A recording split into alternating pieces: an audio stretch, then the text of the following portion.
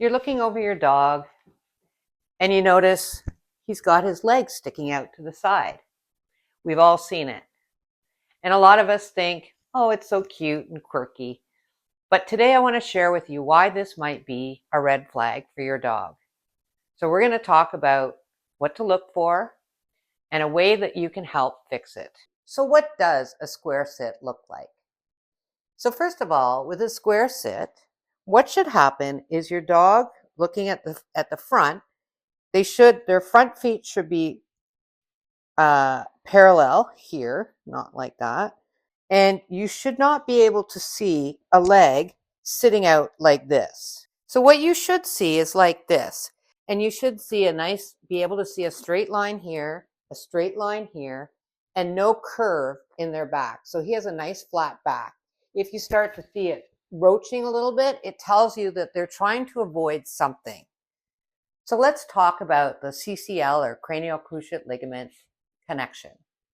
When your dog sits with the leg out, it may be indicative of your dog having a mild knee issue.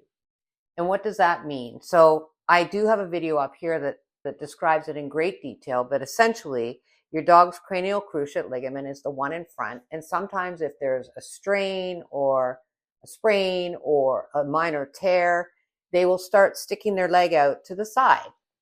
Many owners tell me that their dogs have been doing it since a puppy. And what I would say to that is, yes, many puppies have a sloppy sit. But the sloppy sit may be conformational, i.e. it's your dog's structure, or it may just be that their muscles are growing at different rates. That's just puppy stuff very often. So the checklist to see whether it might be a knee issue is to think to yourself, is this something new? Did this just start? You know, your dog's 5 years old and all of a sudden starts sticking its leg out, then you might want to think, okay, I might need to go to my vet and find out what's going on. Number two is your dog leaning all the way to the back and not really using a front leg to get up? So maybe there's something going on somewhere else. Or perhaps they're sitting with both legs stretched out like this. And this I often see in my senior dogs, and that's usually a whole other reason upon itself. So what do we do with that information? Well, first of all, if your dog's not limping and you don't see any particular issues going on, I'm going to show you a couple of exercises to encourage that square sit. What you're going to do is have your dog come between your legs, use your treat like this, and just hold the collar, and then have them sit between your legs, and then throw the treat forward and get them to get up. So what you're doing is encouraging your dog to have a square sit. So let's just do that again. Bring them around, have them sit between your legs, and make sure you don't squish the legs in, and then just get them to get up slowly. That is one of the best ways to get a square sit. The next exercise is have your dog put on their front feet on a very low, like this is for his size, is 1/2 inch.